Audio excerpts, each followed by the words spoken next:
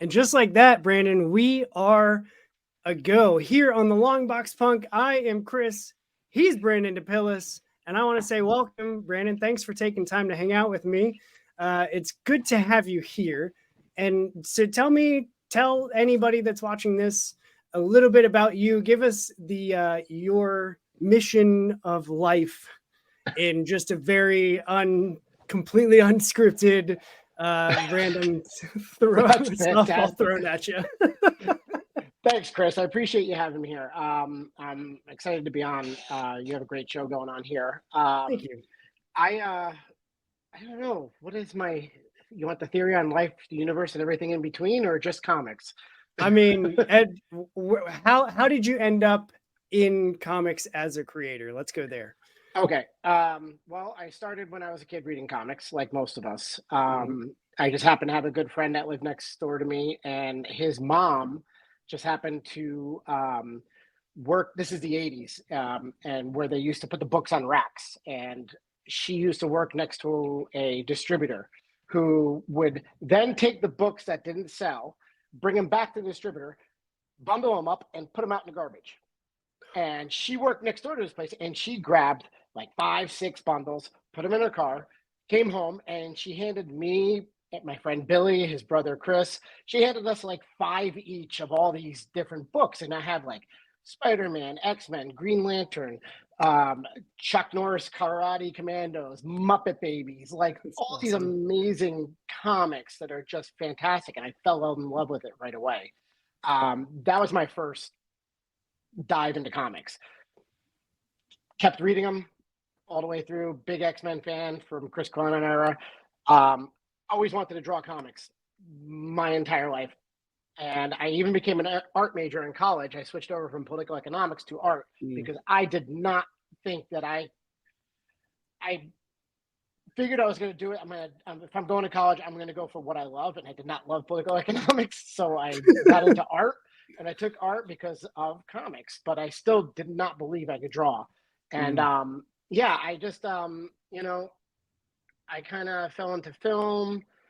Always wanted to keep drawing film. I wasn't a good screenwriter. I am a better comics writer, I believe. And I just, somewhere around 2010, it was right after the 2008 collapse of the economy. I Mm. just Mm. got hit hard like a lot of people. And I just decided that, like, I'm going to start enjoying my life because I did a lot of things right and got hit really hard. And I'm like, I'm going to start doing what I want to do, like Yeah. enjoy something that nobody can take from me. And I just started drawing. And I, I started writing these stories, and I just kept learning to draw more and more. And it was only about 4 years ago that I put myself out there with a web comic because I started drawing little comics about me and my daughter and my wife and our family and our dog. And I started putting them online, and people enjoyed them. And that's how Cannonball started. Okay. My web comic. It's you know, and that's kind of, I gave you just a quick version, kind of a quick version from the 80s right through to Yeah. 2024. So, I mean, there's a lot of pit stops in between there.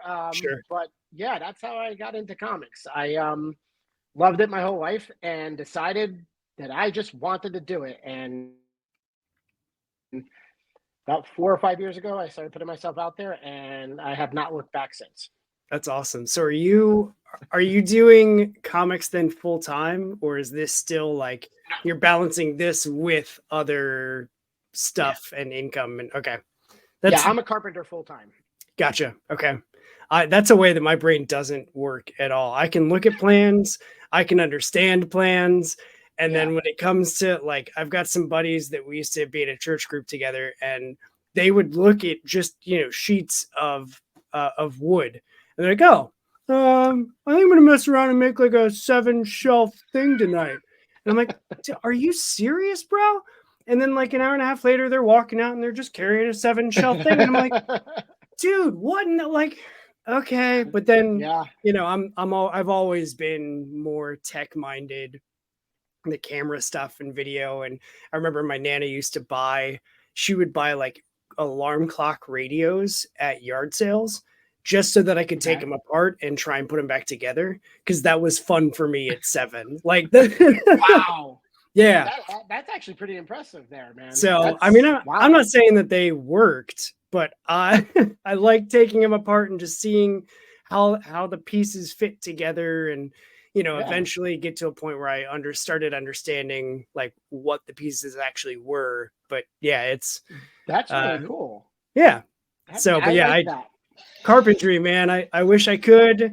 I just like I Yeah. wish I could do art, and I just my brain doesn't work that way. So totally Yeah. fine by me, I guess. But There's actually pretty close correlation to art for me, art and carpentry.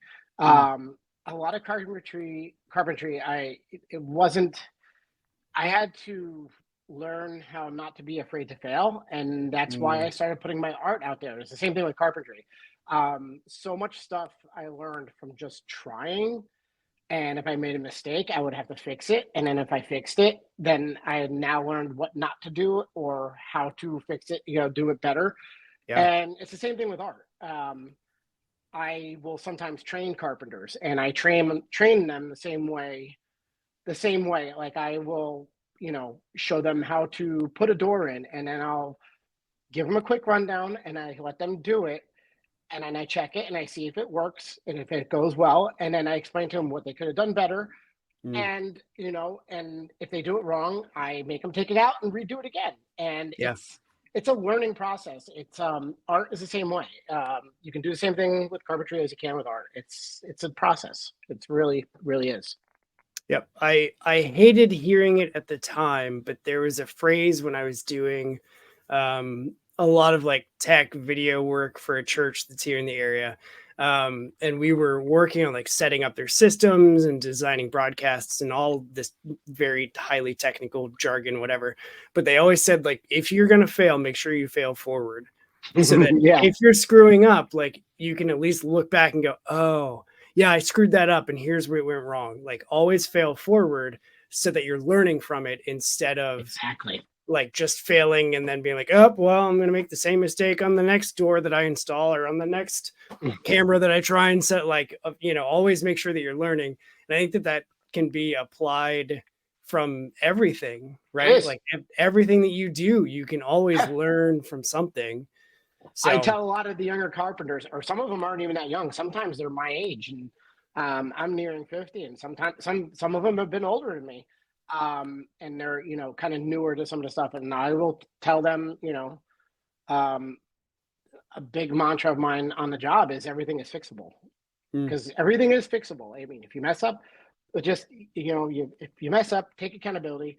We'll work on it together. We'll get it done. We'll fix it, and everything will be okay. There's no reason to panic.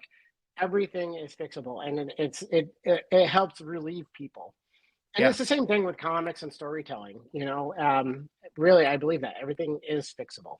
So Yeah, and I feel like with comics, it's almost more of like an abstract idea. If so, for like Cannonball, for instance, like that's your story, so there's even less, I think, pressure there. Like if you screw something up, only the people that are very close to that story, or that might even recognize some of the personal things that you're putting into that story, would notice. Like that's not how that went. Like yeah, that's it feels much more like a I don't know, like a philosophical difference, as opposed to like oh, that door frame is 45 degrees instead of being a flush 90, and like there's a huge gap, and so I can easily see it. um but I'm also not an artist, so I don't know. I gave up like I just do stupid little doodles, and half the time I don't even know what they're supposed to be, so I'm like, I don't know if that's a mess up or not because I can't tell. So but do you well, I'm sorry. With art, you gotta. I mean, it's either if you're not enjoying it as much, then I mean, like drawing and stuff, I have to really love it to like mm, really love the process of drawing. yeah, If I don't, then it's way too much time, way too yeah, much time. So, yeah, I mean, I understand when people are like, I just can't get it. Like, it takes a long time to get there. mhm, and I feel like I'm still not even there. I feel like I still have 10, 20 years to go, but that's art. Art's process. Yeah. Yeah. So speaking of process, how was that for a transition? I love Um, it. so, so you mentioned Cannonball is your web series. Tell me about that because I know that that's going to lead into the Autolyse with lesser known comics. So tell me about Cannonball and how that kind of came about, and like if you have a long arching plan, what that might look like for that series. I do actually. I Cannonball started first of all as an interaction between my daughter and I. My daughter, even as a toddler, used to just pounce on me as toddlers do, especially with their dads. You know, they'll just pounce on you. And when she started walking and standing, I was laying on the floor and I was holding her hands and I had her standing on my chest and I'm just like, you know, we're like celebrating because she's standing and she's just standing on my chest. And my brother-in-law said, now jump, cannonball him. And she did, like boom, right as a toddler. And I laughed. It hurt, but I laughed. Yeah. And my daughter would do that like in the morning and then come running and jumping into bed. And so I did a little cartoon about her, running and jumping into our bed as a Hmm. cannonball. It really is a metaphor for parenthood, parenting, and becoming a parent in general. Yeah. Um, and I can talk about that more in a second. But like the first cartoon was her cannonballing us in bed, and the second cartoon was, I think she was about 4, and she wanted. I make egg sandwiches every morning, and she wanted an egg sandwich, and she wanted a very specific egg sandwich and how she wanted it, and she gave me all the details and how it was going to be cut and how it was going to be laid out. She was 4 years old and she's Yeah. giving me all these demands, like specific directions. And I'm like, do you want me to make sure there's the same amount of sesame seeds on both sides? Like, Right. Right. and it just, it was kind of a funny incident. And I drew that up and people thought that was pretty funny. And then I just started coming up with ideas. And that was my initial concept, was just do these funny little cartoons about being a parent. And Yeah. it's gone off the rails a little bit in a good way. If you get to Autolyse and you read it, Hmm. you can see where it goes. I've been hearing a lot of good things from parents that relate um, to these episodes that we have that I drew in Cannonball and both in Autolyse. Um, it's everything from brushing my wife and I, if we have to brush our daughter's hair when she was younger, and still to now she's 11, and it's still a big ordeal because it's a thing.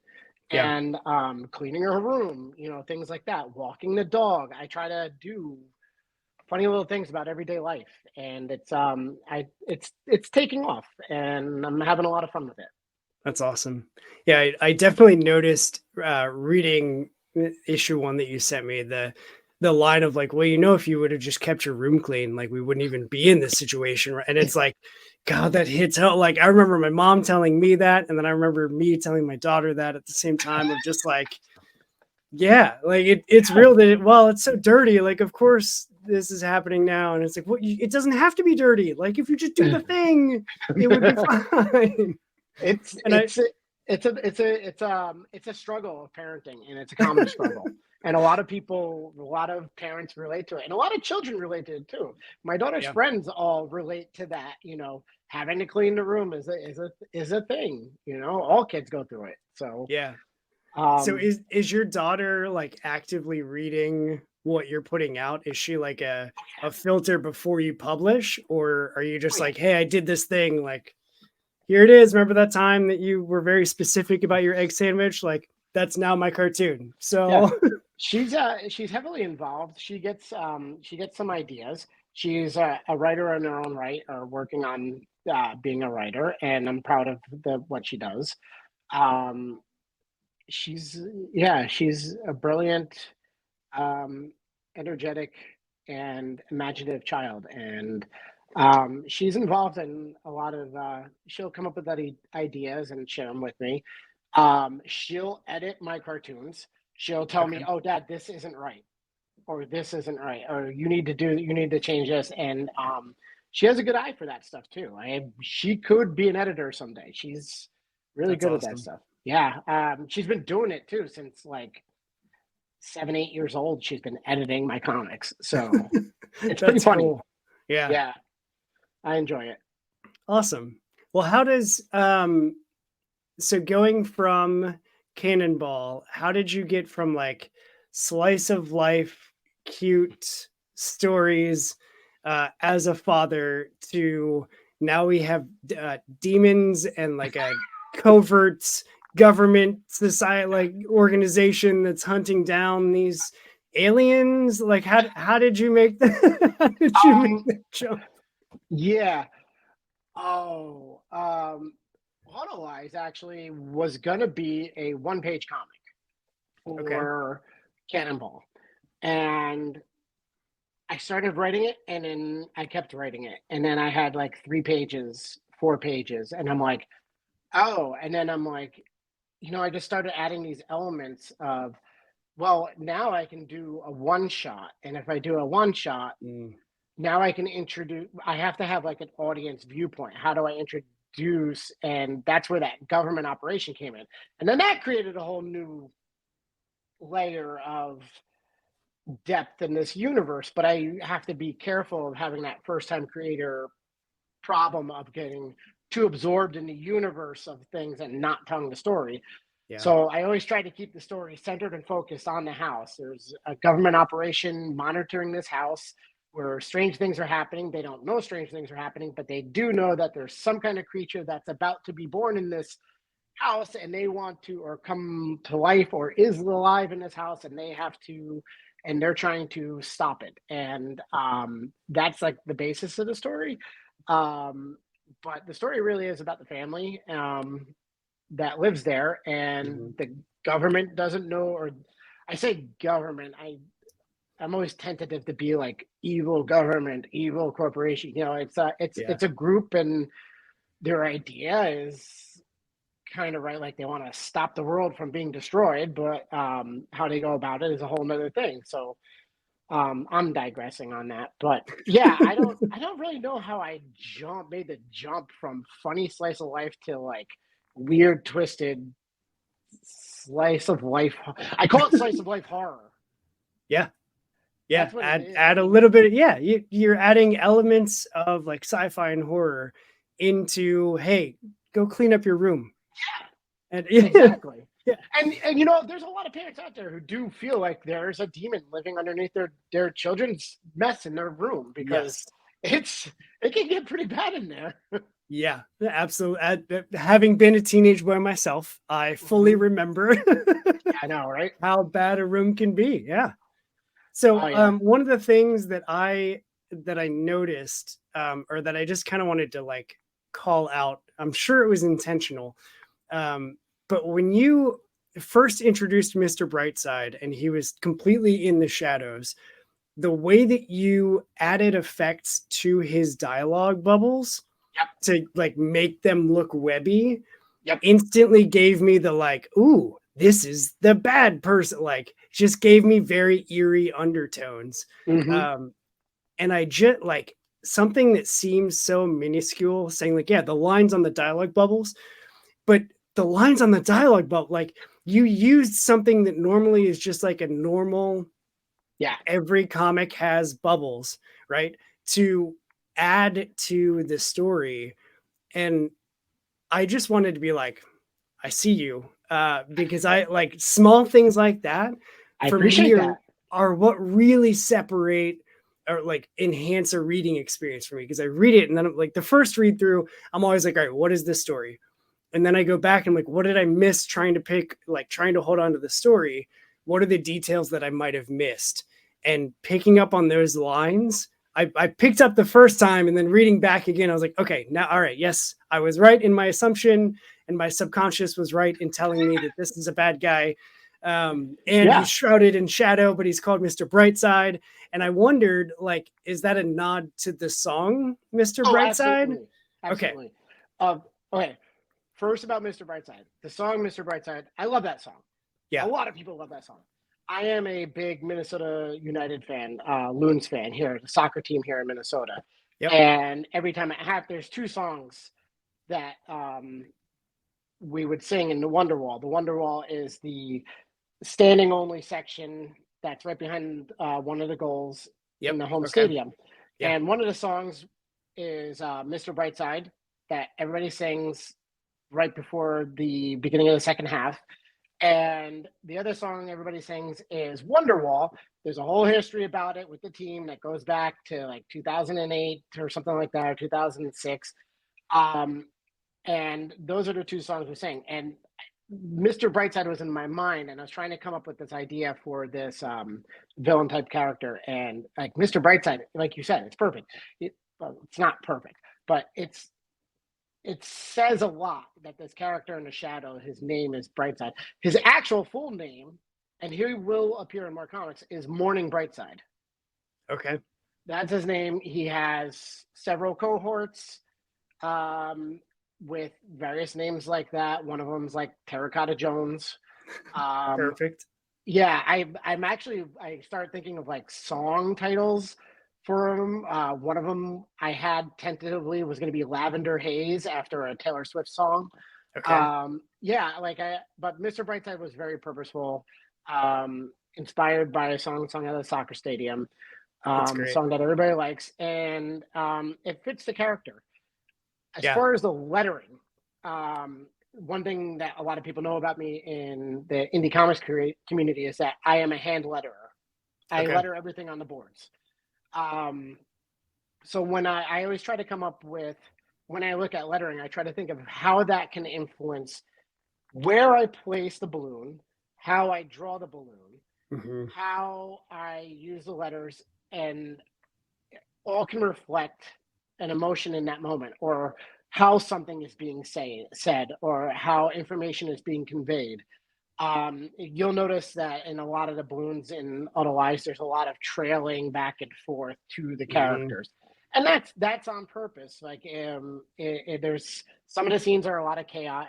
There's a lot of chaos. Some of the scenes it's just exhaustion. You know, when you're tired, you're just long with your words. But if you're shouting, I'll use like small. What's the word for lettering with the arrows? Tails. I'll use a small tail, for somebody shouting. I'm very purposeful with that. I also do things where I'll do like a very large balloon, but a very, very, very small word with lowercase lettering, because that word is saying a lot more than just the word alone. But I'll put a huge balloon there to convey that idea of like, almost like an uh-oh, but it'll be a huge balloon. It'll just be a very tiny uh-oh, because sometimes people whisper very big words like, oh no, I try to convey that like almost like an acting in the lettering. I'm very big on lettering, very big on sound effect lettering. I do it all by hand. Even the title on the cover, I did, by hand. It's a big thing with me. That's great. The more that I start to read comics, not just as like someone who enjoys them, but also someone that now is like evaluating them. Because I studied like media aesthetics in college, and so that ruined how I watch movies. Because now every movie, like there'll be You're deconstructing. Yeah, there'll be some incredible like single camera shot where it goes from super high up and it zooms all the way in continuously, gets right up into the character, and I'm like, oh, and I'm like hitting my wife, and she's like, would you? I don't care, babe. Like I get it. It was a cool shot, whatever. And I'm like, you don't understand. That took sense. So now that I'm starting to think that same way with comics, suddenly things like lettering, spacing, like the layout of the page, and how things are arranged, and then when stuff overlaps or breaks out of a panel, it suddenly is like, oh, I'm understanding a lot more about the intentionality behind it. And so now I'm starting to appreciate it like tenfold from where I was, 5-10 years ago, before I was really paying attention to any of it. And I'm like really, really getting into just lettering. Like that for me is starting to be the thing that I'm like, God, It's this is so amazing. cool. It is. I was studying his name Hassan Atsman Alue. He's one of the most popular letterers right now. So I kept studying his lettering, trying to understand what he was doing and why. There were other letterers as well. Joe Caramanga. Um, who else? Nate Picos.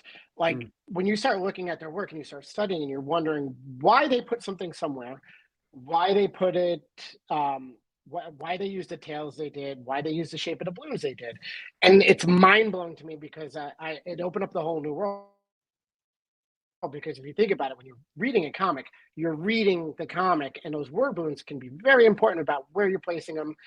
The images go along with it. Yes, it is a visual medium, but you are still reading a comic. And lettering is super important because if you have bad lettering, it really sticks out and can ruin the comic. Anybody out there, if you're doing a comic, learn how to letter, or please hire a letterer because it is an amazingly important part of comic book creation. Yeah. It's funny. There was something else too. I didn't expect No, to have as many interviews that I've done, even in just the, like, as many. You're my 8th interview, as many interviews as I've done. But I was talking to Andrew Thomas, and he worked with like Kevin Smith and is, has a series that's been successful on Kickstarter. And that interview will publish next month. But he and I got really into talking about lettering because he said he's a letterer first, artist second. And he was like, I love lettering, I love doing it, like I can do artwork too, I want to get better, but like I love doing the lettering. And so talking to him about it, and I got a buddy that does lettering and editing, and so it just, like, every time I talk about it, I'm like, I just gotta look up and research more on lettering and learn about it, because it just fascinates me how well it can be executed when it's executed well. And I mentioned the Descender Ascender series by Jeff Lemire and Dustin Nguyen. The way that they like characterize even the dialogue for certain bots or certain alien races are different than like the regular human characters or the cyborgs or the AI. Like, everything has its own individual flair. And that was the first time I remember reading that and going, oh, I've never seen that done like that before. And just is like, it's another thing that comic creators can do to have fun in this medium that feels like, but a comic book's a comic book, right? To some people that are outside of our like very nerdy circle. And it's like, no, they're drastically different. And it's things like lettering that I think stand apart from everything else. So since we're talking about Autolyse, let me get this up. You can order it if you go to lesserknowncomics.com. It's, what are the prices? Is it 5 digital, 10 physical? Yes. Yes. Nailed it. Maybe you almost caught me off guard there. I was like, oh God. I don't know. Let me check my fact sheet real quick. The folks at Lesser Known Comics are just super. Like, every interaction that I've had with them as a company, with purchasing books from them. Look at that cover. Come on. I also reviewed issue 1 earlier and showed off some of the art and the intro pages. So if you want to see a deeper dive or hear more of my thoughts about it, you can definitely check out that review. But talking about the book, I wanted to know, I wrote something down here. It's going to be a 3-part monster comedy. Yep. Cool. It's this is number 1. We'll have I'm gonna be, right now I'm doing a one-shot horror issue for another brand, Jade Louders. It's a horror show that'll be coming out in June. But after that, I'm jumping into Autolyse 2 and 3. I have it all laid out and plotted. I'm gonna, as soon as I finish the one I'm working on now, I'm going to jump into writing, and the plan is to launch both of those in 2025. My goal is to do 3 to 4 books in 2025. two of those being Autolyse #2 and #3 finish the series. And then I have the next in the this is like essentially the first part of the Cannonball series, Autolyse is. So after that, I have more stories that I'll be told in 3 and 5 part series. The next one being I Hear You Kill Monsters, and then there's also The Oarsman. So those are both in the same world. I get to dip my toe into something familiar and have fun with it. But yeah, #2 and #3 will be 2025. Okay. And are those also being released by Lesser Known Comics, or are you doing Yes. like a Kickstarter for those first and then? No, I think this next book I'm doing will may be my last Kickstarter, Okay. and from then on, I will be doing straight sales off of Lesser Known Comics. That's cool. So how did you first connect with Lesser Known? Like, how did that happen?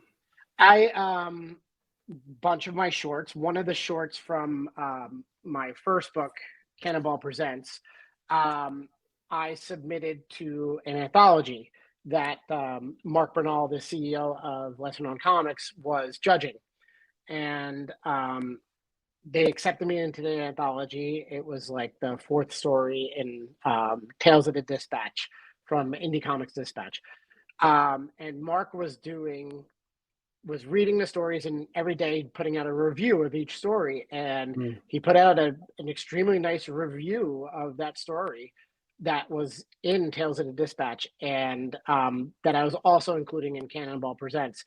And I asked if I can use his quote as a pull quote for my book. And we got just talking and communicating on Instagram. And when I launched Cannonball, and when Cannonball, the first book that I did, Cannonball Presents, when I launched that, it was funded in like 4 hours. And Mark sent me a message congratulating me. And I said, "Hey, can I jump on LKC?" He said, "Sure thing." And that was it. That's crazy. It was actually like a week after Dan Price jumped on to Okay. LKC with Bigfoot. Yeah. And not too long after Doug Knight and Jay Lauder. So yeah, that's kind of how it happened. I think I kind of just bulldozed my way in there now that I think about it. But um, Sometimes you it's just got to okay. do It's it. all good now. Yeah. Sometimes you just got to do it. Yeah. I mean, if he But didn't want you it's a great there, experience. that's awesome. Yeah. If he didn't want you there, he wouldn't have said yes. He would have been like, I Exactly. don't know, man. Like, I'm going to block you on Instagram now. No, it's it's been working with LKC and the crew that are there. It's made me a 10 times better creator Mm. in terms of storytelling and writing and lettering and drawing.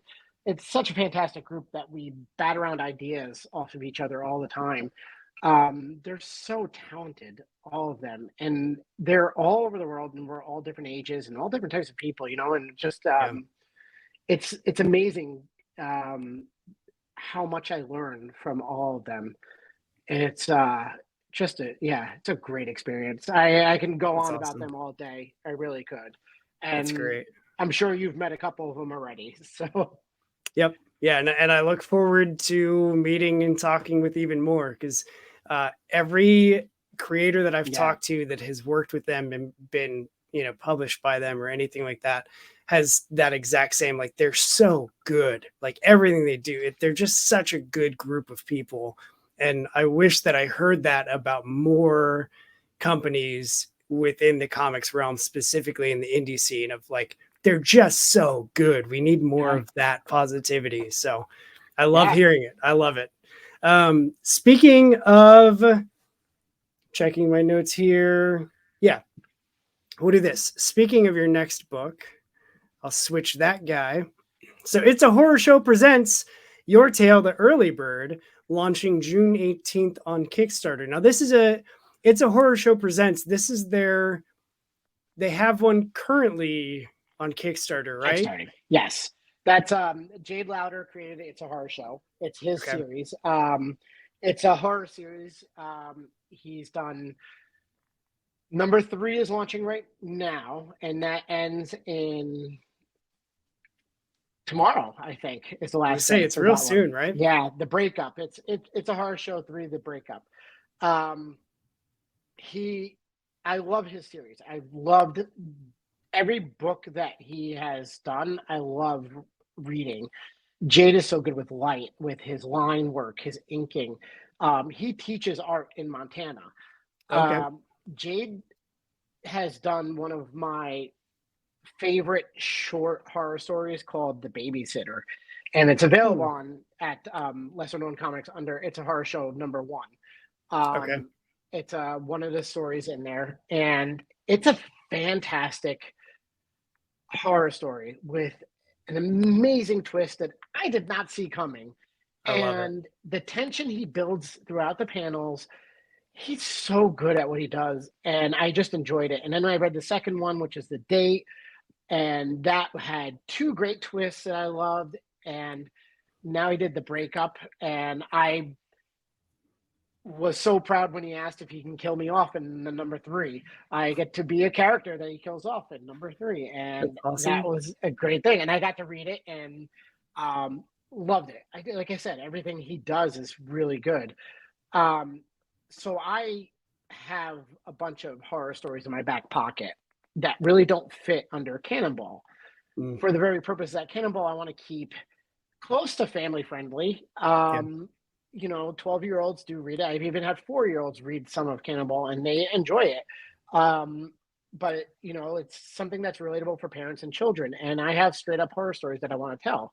And it did not make sense for me to release it under Cannonball. So I contacted Jade and said, hey, can we put this somehow under It's a Horror Show? And he came back with, we're going to do It's a Horror Show Presents. And it's going to be Mm. where Jade invites indie creators to tell their longer form horror stories on under his banner. And it's a marvelous idea. And he's got like 2 or 3 other creators lined up after me. And Awesome. it's fantastic. And this story, The Early Bird, it's about it's a horror story about ice fishing.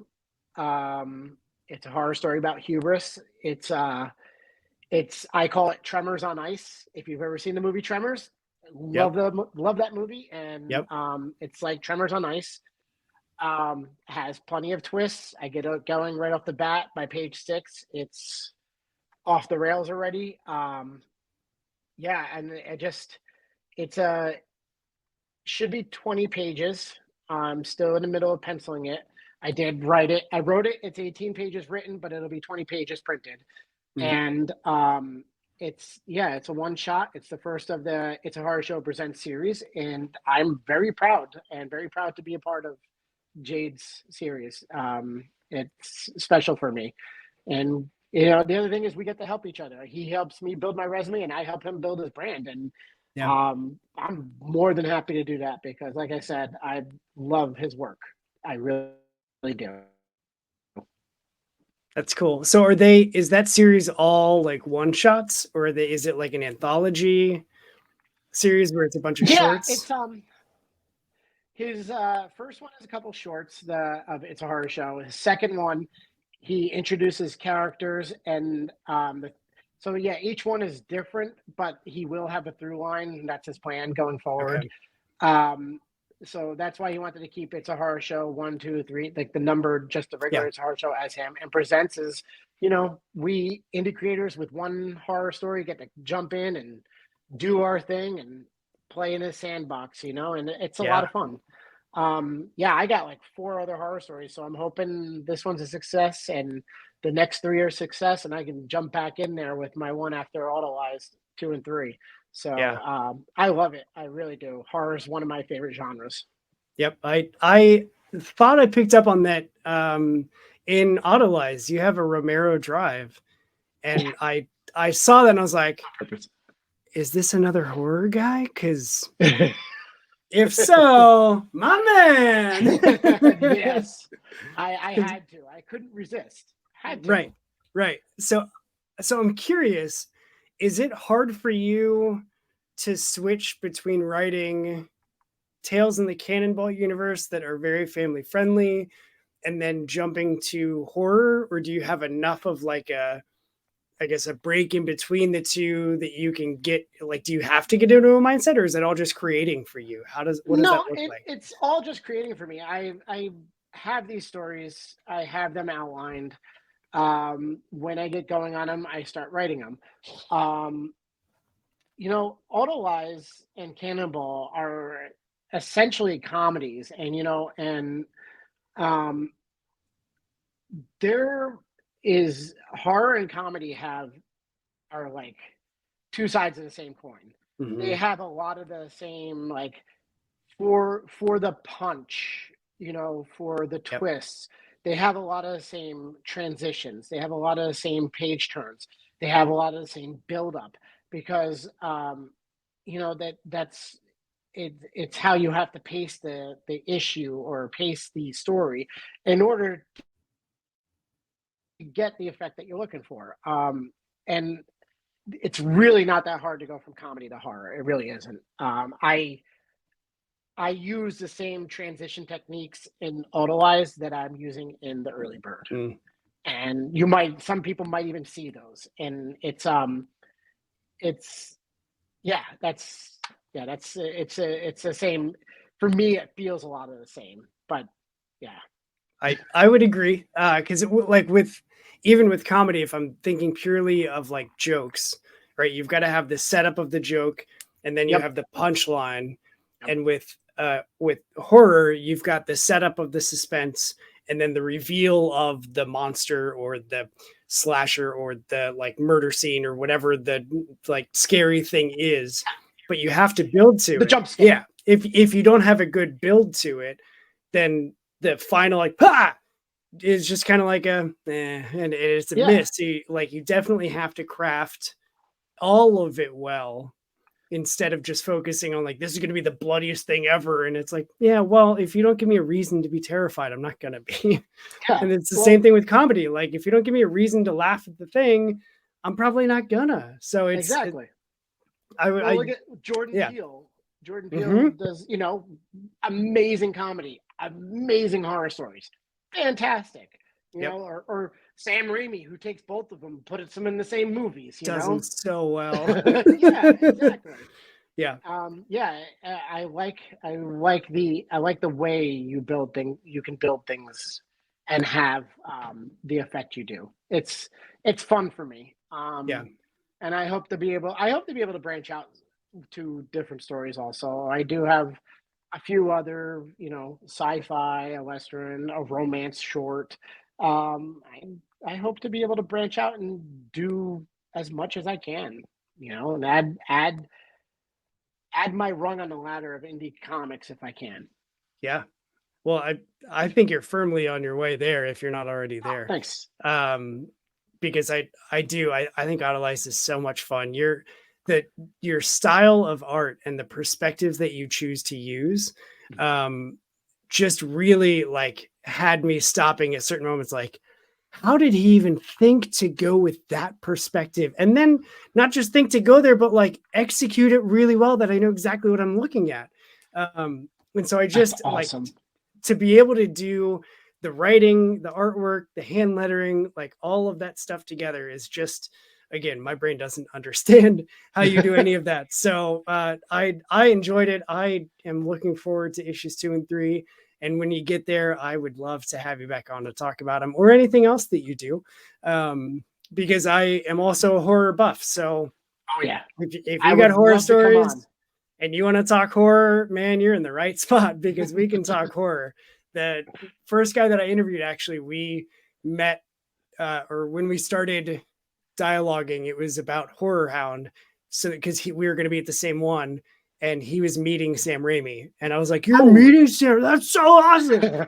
So, and that's how that like whole interview came out. And then he was like, "Oh yeah, by the way, I'm also doing like comics and stuff on Kickstarter." I was like, "Bro, we have to sit down." And so Oh, it's that's awesome. it's so funny to me that like the Venn diagrams of indie comics and punk rock and horror all end up in a Oh little yeah. tiny triangle overlapping, and this show is that little tiny triangle that overlaps.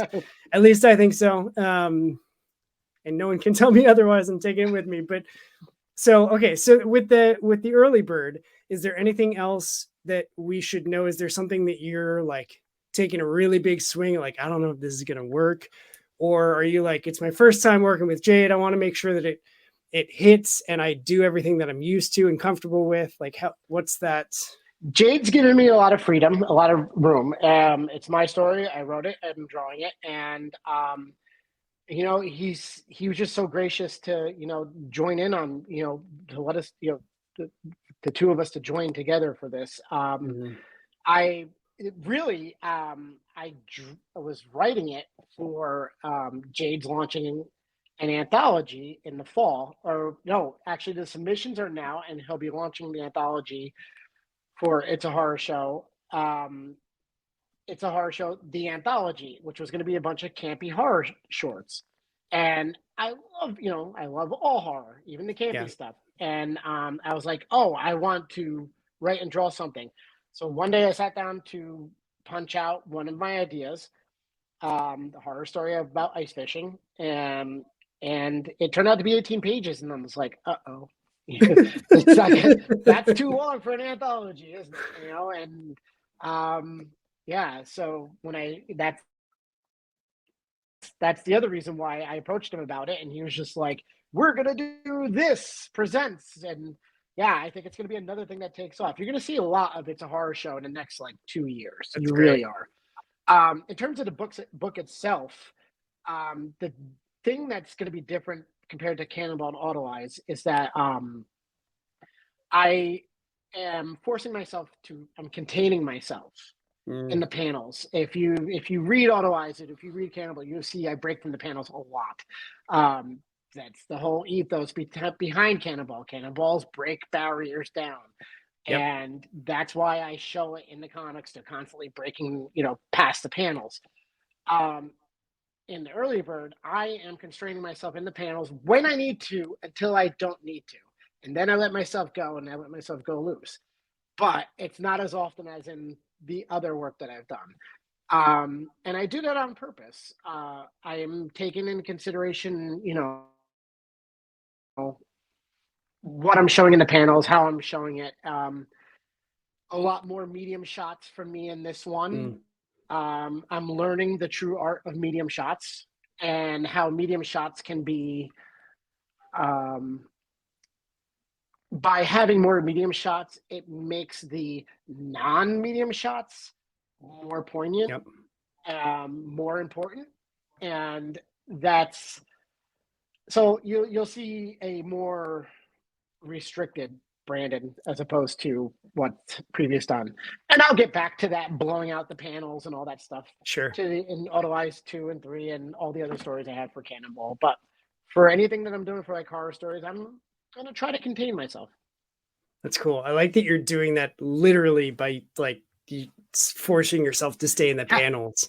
And I mean, utilizing a device that is unique to the comic book medium to also enhance and further tell the story is just yeah. like that's operating on a different level than a lot of people even ever understand when they start creating comics. So I That you have that tool. Use that yeah, tool. Use the use panels. it. Use the word balloons. Use the tails. Use the lettering. Use it all. Use the gutters. Use the Yeah. page turns. Use the Use page it. turns. Yes.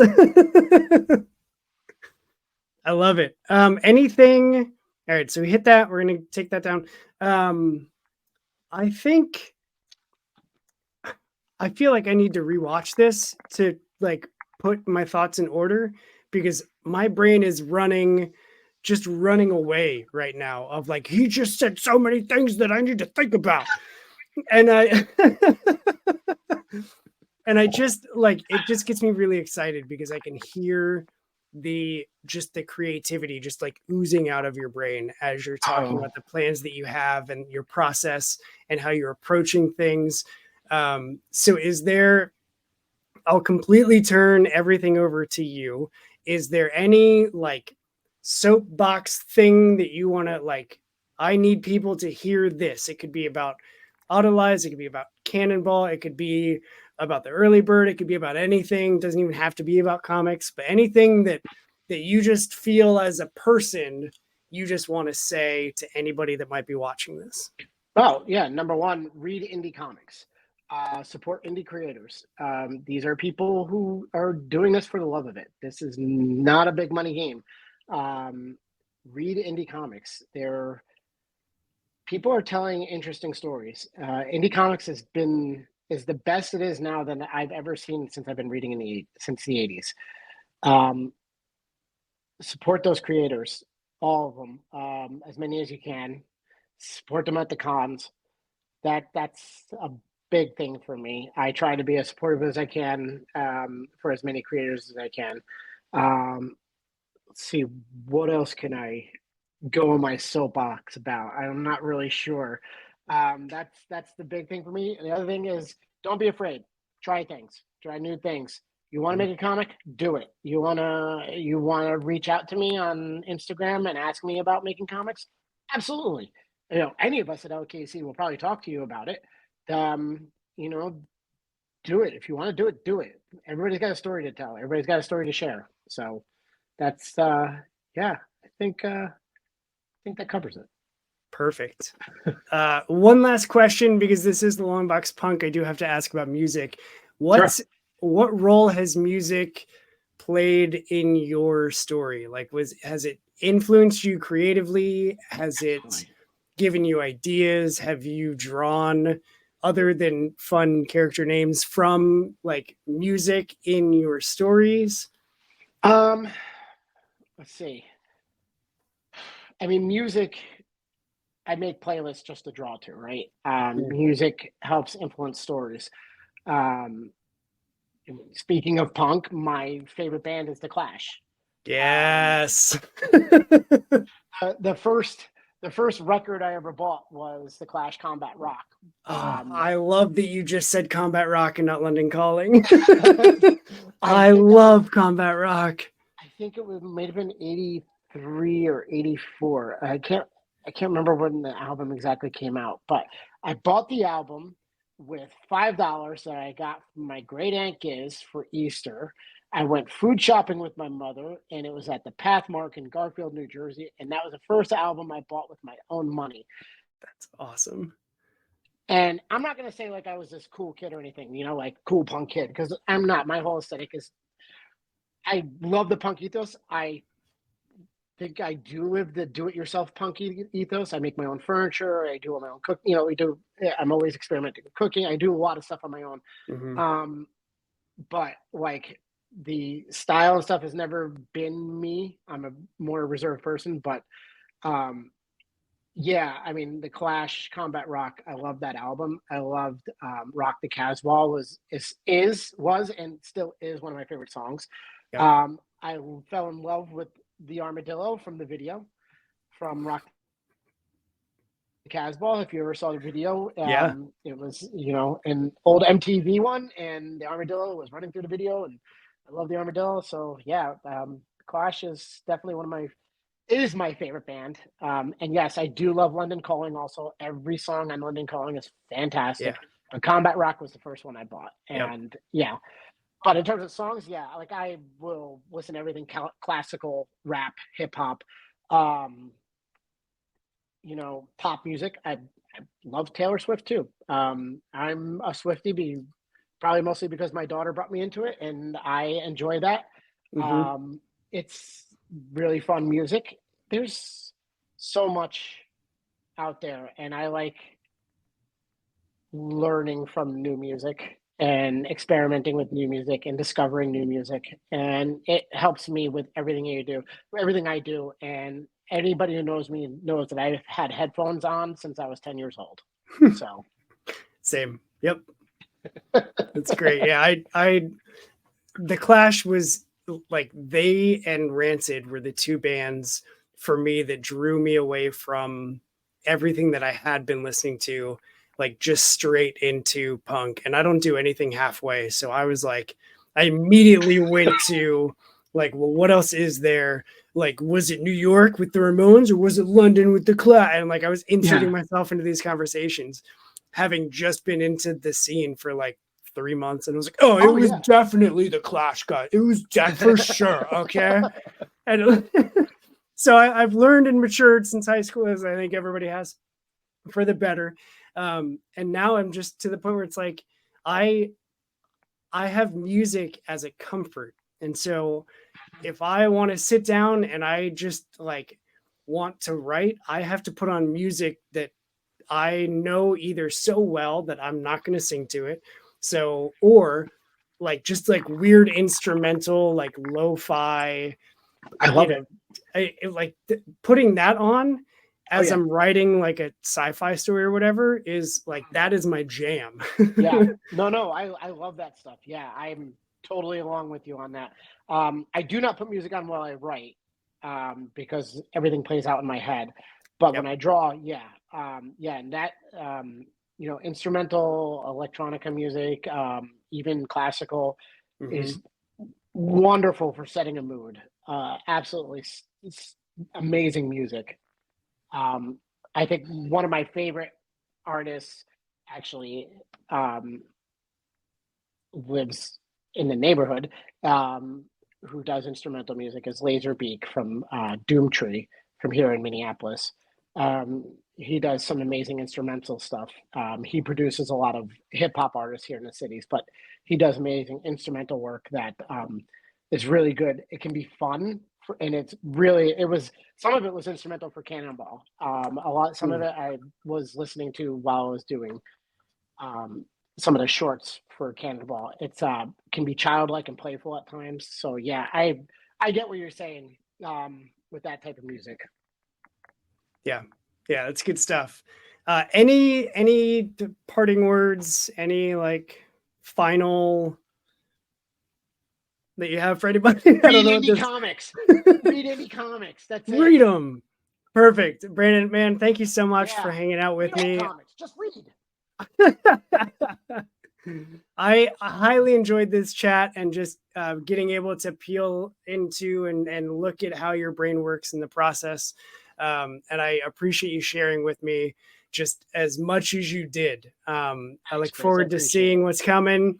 And I think I already hit the like pre-launch thing, which we'll have in the description for the early bird so that you are Oh, I notified when it appreciate that. launches on Kickstarter. How do people find you? I know I'm going to have it in the description, but people don't read descriptions. How do people find you on social media? B De Pillis, BDEPILLIS at Instagram, on Twitter or X or whatever you want to call it now, and on TikTok. You can find me. I do put it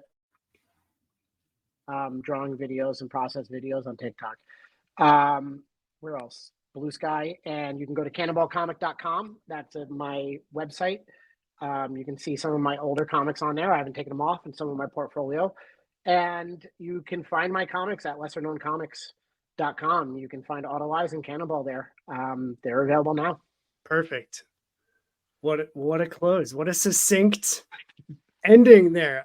We can't go anywhere else from there. So I'm going to not do the Midwestern goodbye. And I'm going to say thanks again for joining me, Brandon. That's going to do it for this Thanks, Chris. interview on Longbox Punk. I hope you tune in and come back next time. But until then, punks, y'all need to go read some comics because they're good